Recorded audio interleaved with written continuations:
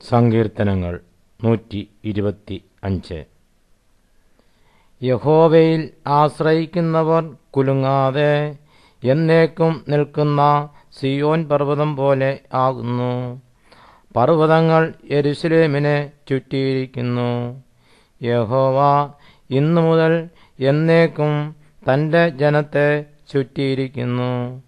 നീതിമാന്മാർ നീതികേടിലേക്ക് കൈനീട്ടാതിരിക്കേണ്ടതിന് ദുഷ്ടന്മാരുടെ ചെങ്കോൽ നീതിമാന്മാരുടെ അവകാശത്തിന്മേൽ ഇരിക്കയില്ല.